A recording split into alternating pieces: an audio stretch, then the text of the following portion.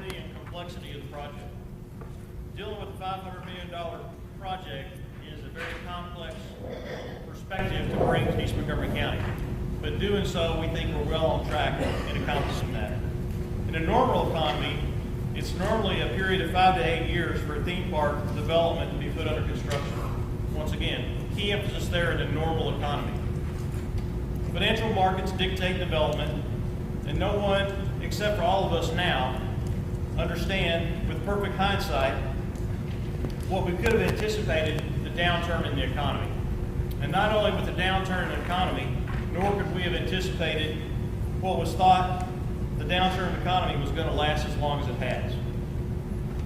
I do think if we were to give up on EarthQuest in a down economy, it certainly would not be here as a viable project today.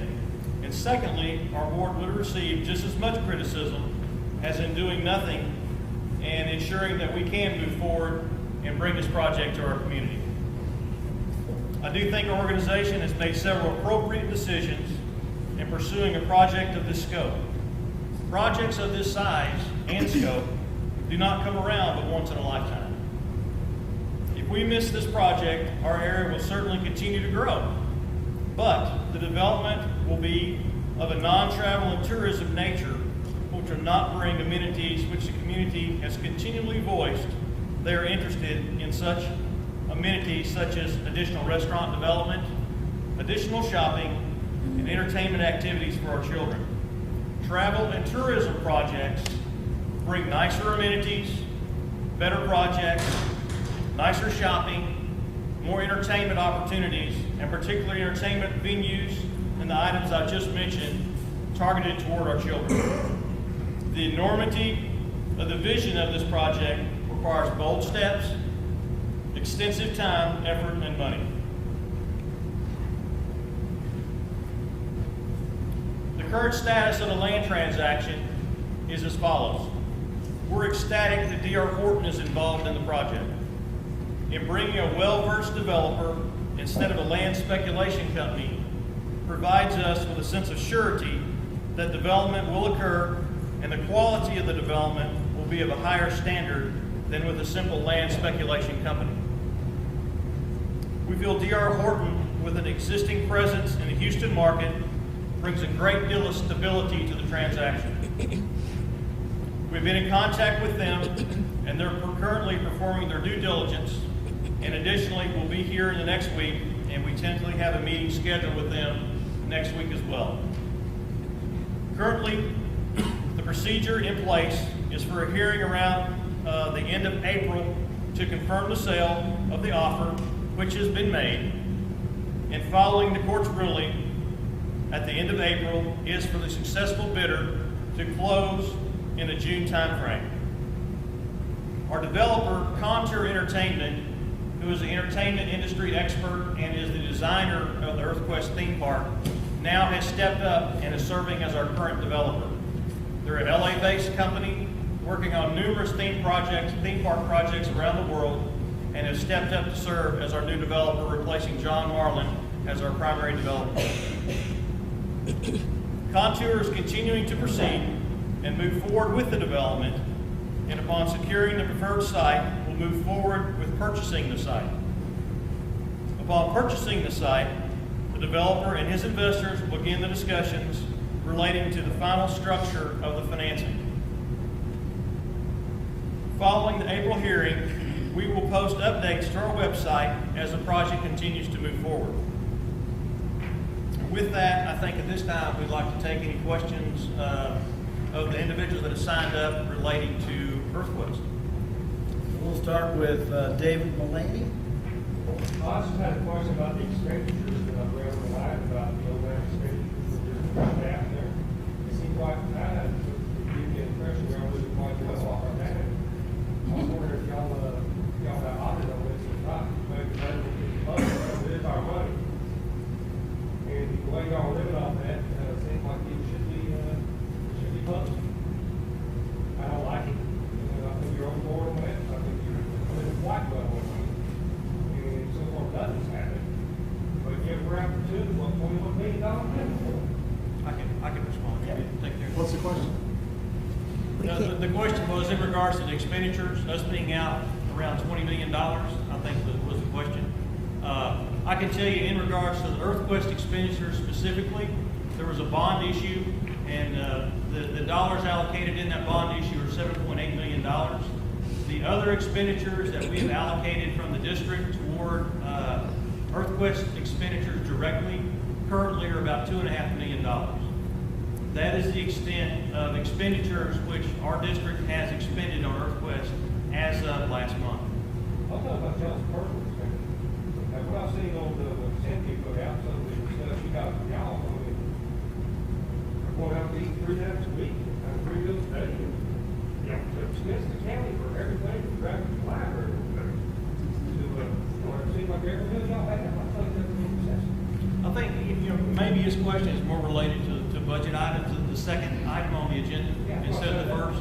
And we're on the first agenda item. Sorry, I didn't mean to cut you off. That's what you talking about. You're right, I called your name because it was, well, there'll be more, what Frank is saying is when he gets to the second agenda item, there'll be a lot more explanation on that. But just keep in mind that everything that we do, just like any governmental agency, is always audited, not just internally, but also by an outside auditing firm. Every expenditure that is done is approved by the board. In most cases, before we do it. Sometimes it has to be after. That information made public. Well, I don't know where you go to get Well, it. But I would like a copy of that.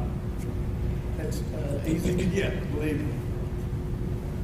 It is very public. Just as your school audits are not only public, but they're audited from an outside firm, so there is no internal connection. Don't make that matter to the It's available to anyone. Sure. We go with Rose Tullis now. Okay, I think I'll answer covered the other question. My other question was you kind of. Did they stand up when they got? Thanks. Thanks. Kind of had an idea of when. What's the question? When? When? Are you thinking, is your question as far as groundbreaking? Yeah, Or- yeah. I think in talking with Contour, the way that the real estate contract is written, with D.R. Horton's purchase, it gives them 18 months to close on the property. So in that transaction, it would give Contour Entertainment 18 months from, say they close in June.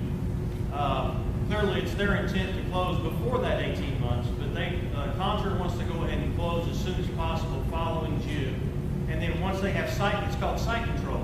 They clearly have a document in their hand that says, I have an option on this piece of property, and that makes their investors feel much better. And then structuring their investors the way that the project gets financed from that point forward. Talking to our developer, he's still looking at breaking ground within that 18 months, and he thinks that's a realistic number. But once again, that's our developer saying, that's his estimate, and all we can do is convey to you what they're telling us. Brenda Webb, Question. your question was answered? Okay, thank you.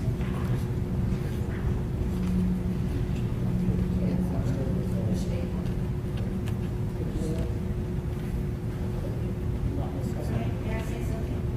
Not unless you signed up now. We'll catch you No, later. sir, you told me all I had to do was last night. If something came to mind. You told me that. Well, after we finish, then I'll be glad to do that. But let's get through, many questions are going to be answered by the time Frank finishes, and then we'll open it up. Let's give people a chance to hear what all's going on. So the second item is discussion relative to the district's budget and expenditures. And I can start with that. In dealing with economic development, it's a very complex field. Not only that, but you have to take into account that it's a very competitive, it's very cutthroat, It's an industry in which we're all pursuing and courting the same businesses to move to our area. And we particularly don't have all the amenities that maybe other communities do. So that requires a greater effort on our part, personally, as well as financially, to ensure that a business comes to East Montgomery County instead of Baton Rouge, Shreveport, Tulsa, other communities that we compete with. We have to be aggressive in going out and finding those companies and bringing them here. This year we budgeted $309,000 specifically going toward economic development, marketing, and recruiting companies to move to the area. Just to kind of give you a feel of what our industrial park has done to date, we currently have in our industrial park an ad valorem value of about $130 million. And that's from our recruiting efforts with Walmart, other companies that have located out there, such as JC Inspection Services, Woodmark Cabinetry, Polar Rig, Big Star Steel, Keystone Industries, Presidential Billiards, Charter Supply, and numerous others, the Filter Man. We can continue and just rattle off a list for you, but the most important thing you need to know is what is the ad valorem value and what has it done for our community? The $130 million in ad valorem value in our industrial park, just to kind of give you a feel, just by itself generates over $2 million a year to New Caney Independent School District. It generates $157,000 to Lone Star College. The New Caney Fire Department, $130,000 to the fire department. $96,000 to the hospital district, and finally around $628,000 to the county. Now these are not just one-time figures, these are figures every single year that's paid in property taxes to these entities.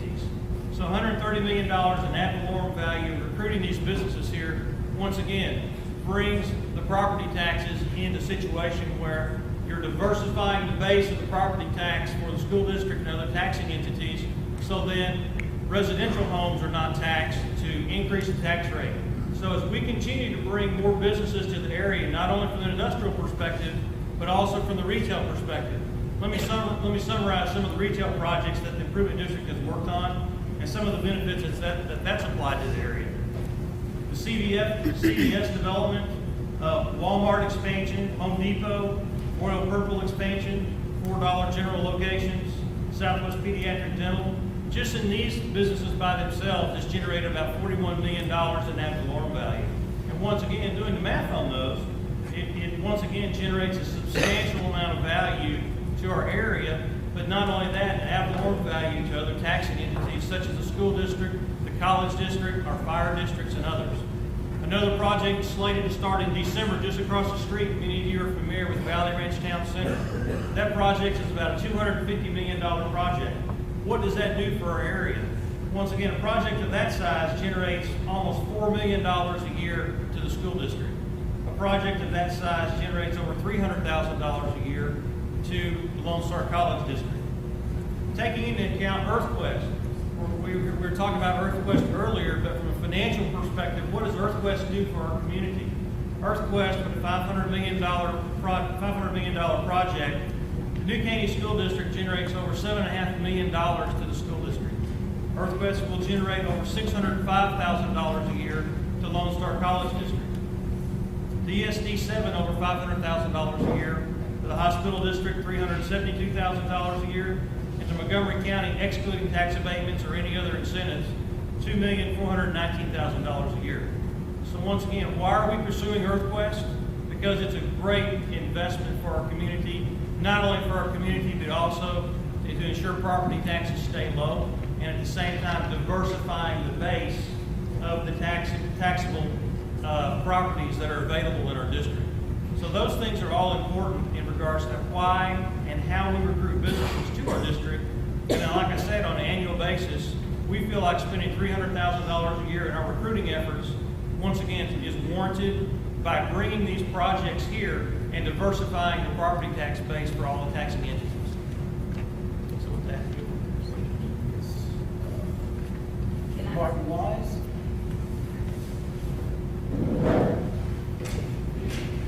Yeah, all the 7.9 to 9 million that's spent on EarthQuest.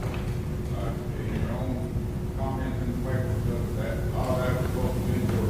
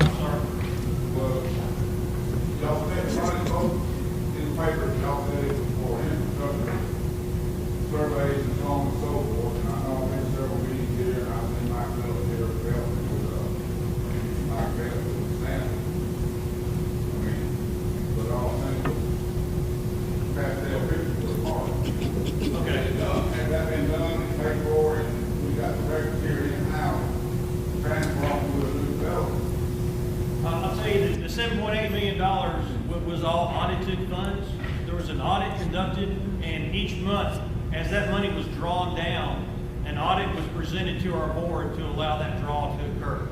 So it's not like the money all went out and it's set in an account for someone to just dip into when they needed it. There was an audit done by McCall and Gibson, correct? McCall and Gibson presented an audit report and a drawdown request to our board over the past, what was it, two years ago or so, whatever it was. But once again, an audit report was presented to the board to address where those funds all went. That was done by an outside auditing agency and presented to our board as those funds were drawn down. Okay, but do we have anything to show that? We do, through the audit report, it reflects where the money is spent, absolutely. Okay, but studies and surveys on that property and infrastructure surveys and all this, when the contractor takes it over, is that going to be redone again? Or do we have documents in hand? No, we've got all that. If you want to talk about the delineation surveys and different things like that, those things, some of them will have to be updated, obviously. We have new FEMA maps out now. So there might be some other things that need to be updated from our developer. But the majority of the work that's been done can be handed off from one developer to the next. And you don't have an adversarial relationship between Chris Brown with Contour and John Marlin. They have known each other for a long time, and they talk. So it's not like, well, no, I'm not going to give you this, because it benefits both of them for the project to move forward. So once again, that handoff has already been taking place, because Contour would not have assumed the role of developer if there was anything missing that would jeopardize them being able to get the project accomplished.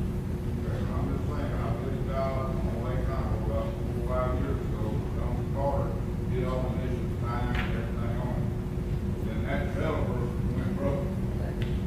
Another developer bought it, and they turned it over to Lyle, so the economy. Then we put them on job, they go and worked up in limbo for almost 5 months. So Don Carter said on this, they have to be paid. Understand? They're not turning that over to new developers, new engineers, county, internal, nobody until they get paid. The work that's been done can easily be assumed by Chris Brown, and they've already had those conversations, and we do not see an issue with that occurring, the transfer of that work. And I was trying to get to all your questions. Your second one was? Well, the other main part of the second one is the bonds that are out. I mean, basically borrow money from somewhere to do this. And now it's in there, it's paying $600,000 a year debt service, which is basically paying interest on the loan. That's correct. Are we going to continue for the next 6 or 7 years to wait on $1 a car parking fee to pay this loan back? Or some point we put in wheels in motion to start paying on the principal of this loan now? Instead of 6 years paying another $600,000 a year for 6 years, that's going to bring that pay down loan. Yeah, we're currently servicing the debt on that project right now.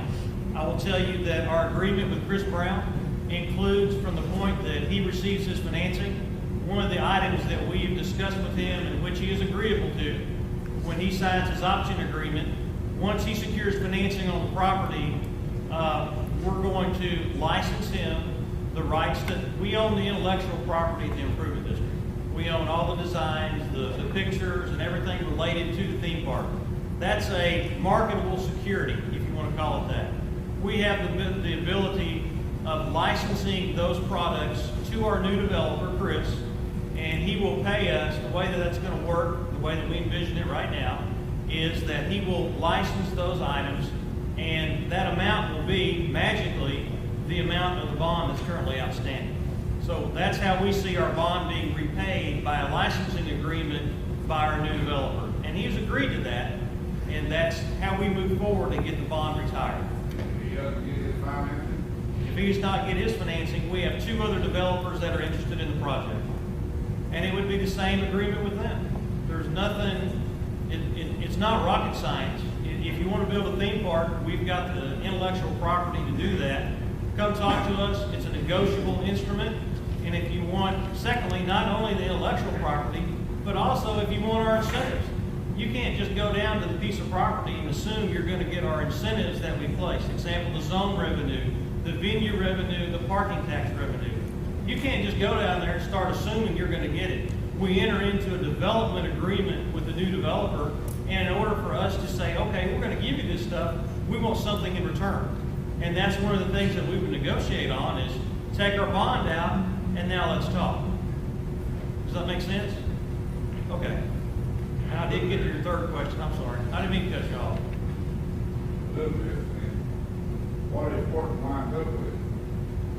I didn't hear you. What is D.R. Horton lined up with? If D.R. Horton winds up with the west side of the property, they shouldn't end up with the west side of the property because, as I said, we have other developers that are ready to step in and exercise the option on the west side. We're perfectly comfortable with D.R. Horton ending up with the east side. If you look at the other developments around Houston, you can see how they develop. They got a very refined product that includes a large residential portion, and then along the major freeways, you can see where commercial development occurs. Once again, that commercial development comes back to the improvement district through our existing sales tax, and then secondly, through our additional zone tax. So those are other means of recovering our funds as we move on down the road. So there's other revenue sources other than just our existing sales tax. We have these other zones created to supplement that in the future.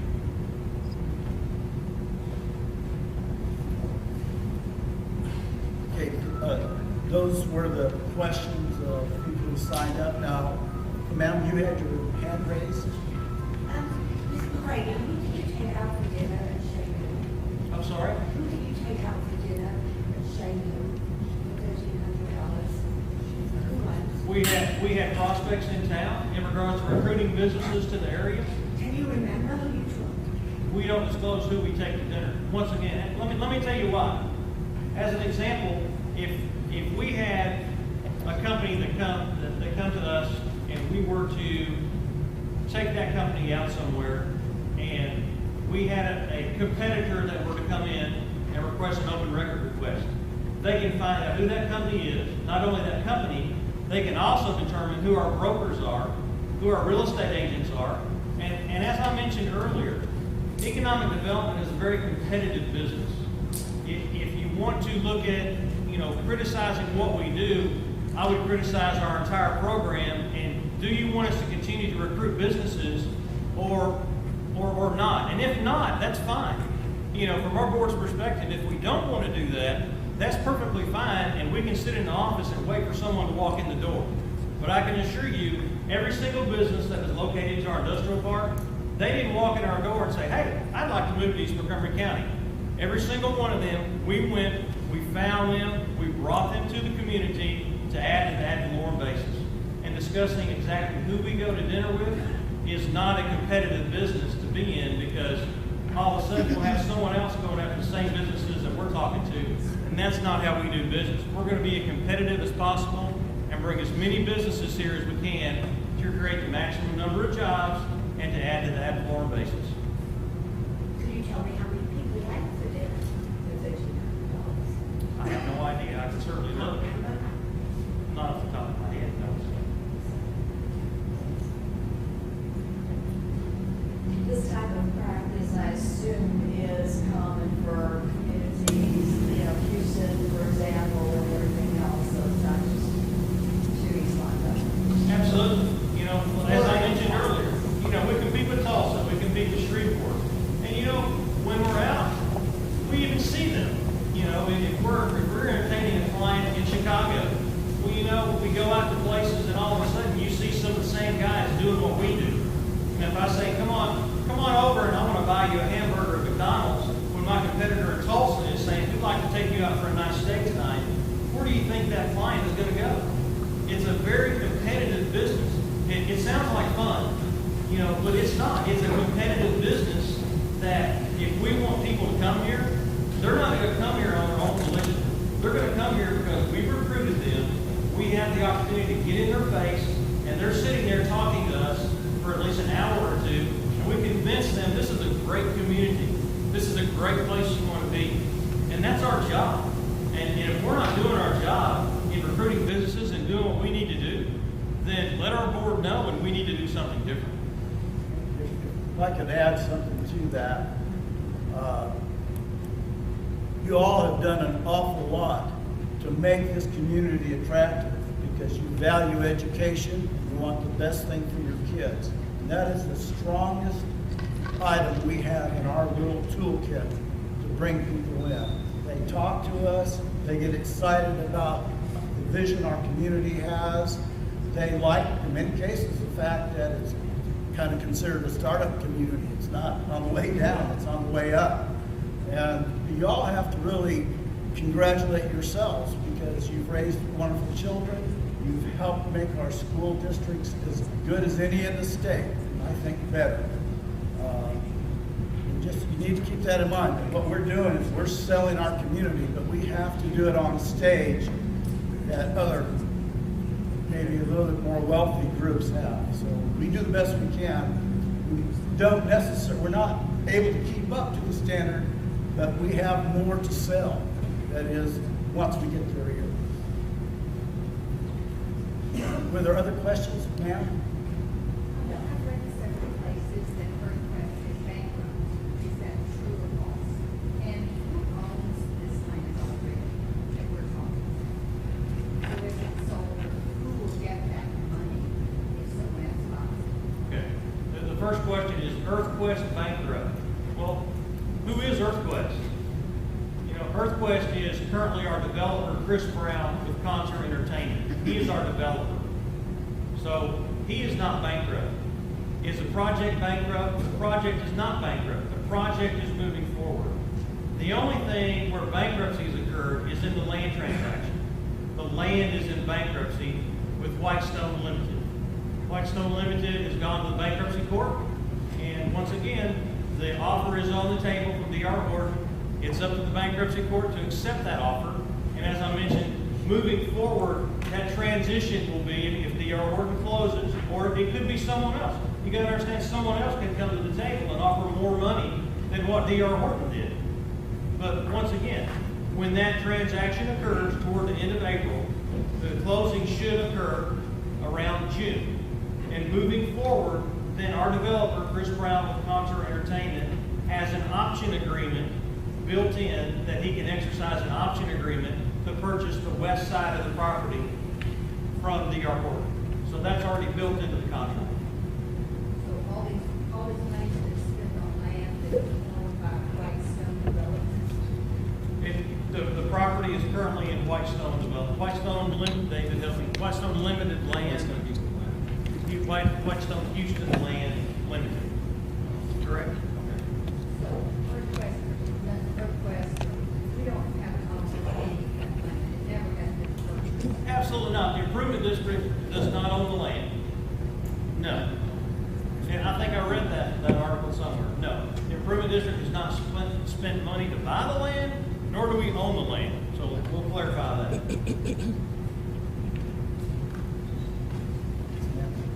What is the current status of the nonprofit, the EarthQuest Institute, and is Don still a part of this project? Don O'Don is still serving as a consultant, and we still talk to him from time to time. EarthQuest Institute is a private nonprofit. You know, they have their own board, they have their own organization, and, you know, for me to answer EarthQuest Institute questions, it really should be questions for them. I'm here to answer your questions in regards to the improvement district, but I can try to respond the best I can in regards to the institute.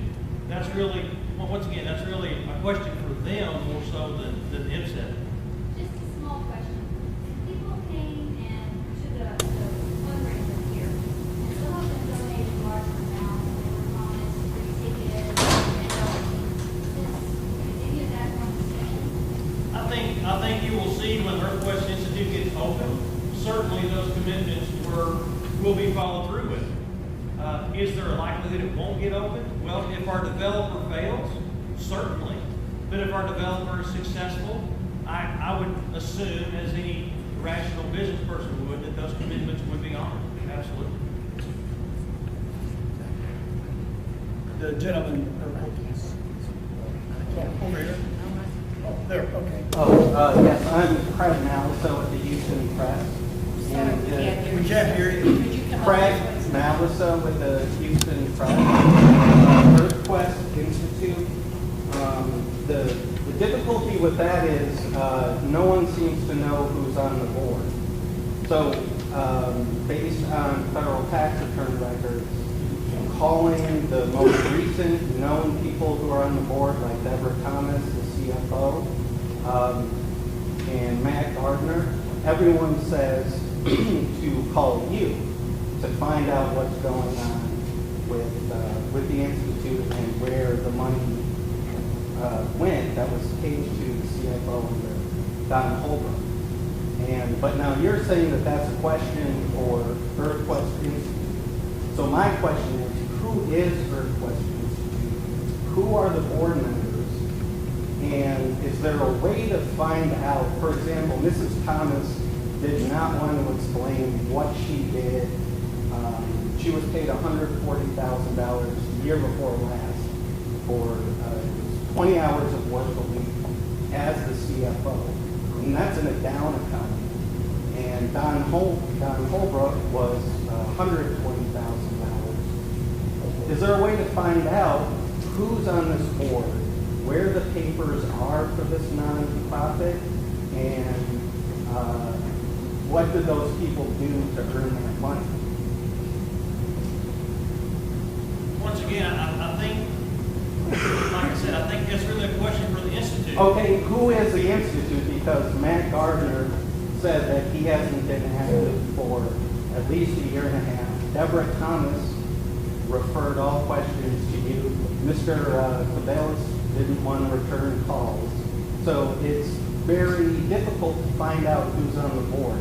Do you think there is some way that EMCID could work to track down the members of the board and maybe make them available for, to answer people's questions about this? Because if the most recent people who are on the board are saying that they're not part of it and they say to talk to you, and you're saying, go talk to the board, how is anyone supposed to find out what's going on? That's a valid point, and I agree with you. But you have a nonprofit that's no longer in business, and once again, for me to answer for them, it's a function of its own private nonprofit.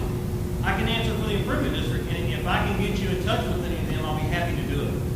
Any way that we can. Okay, even though the address for EarthQuest Institute on the federal tax forms were the same address here.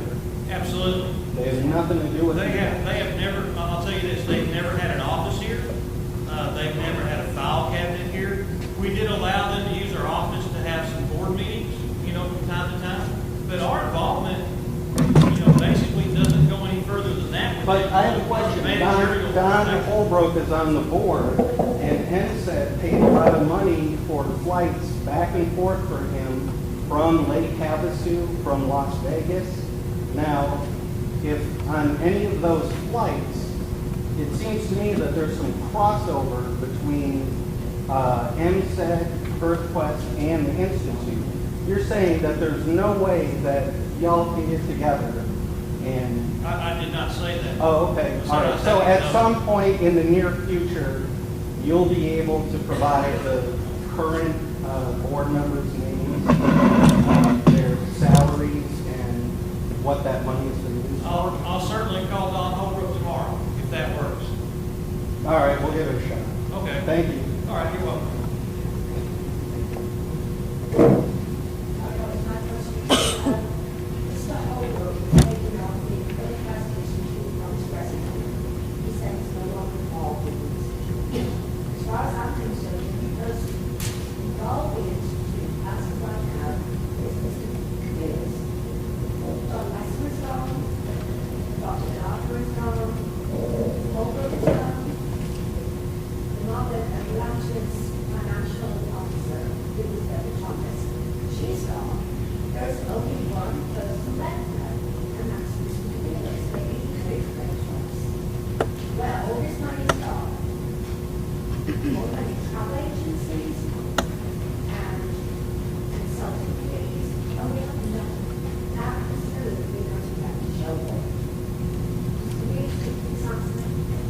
I could try.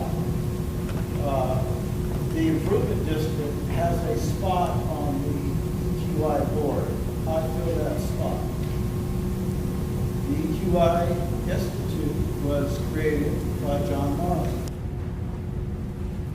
with Lance. He's the person that needs to be talked to. But he's not on the, he's gone, he's happy. He's still the one responsible for it. Real name is still on I'm on it as a member. this.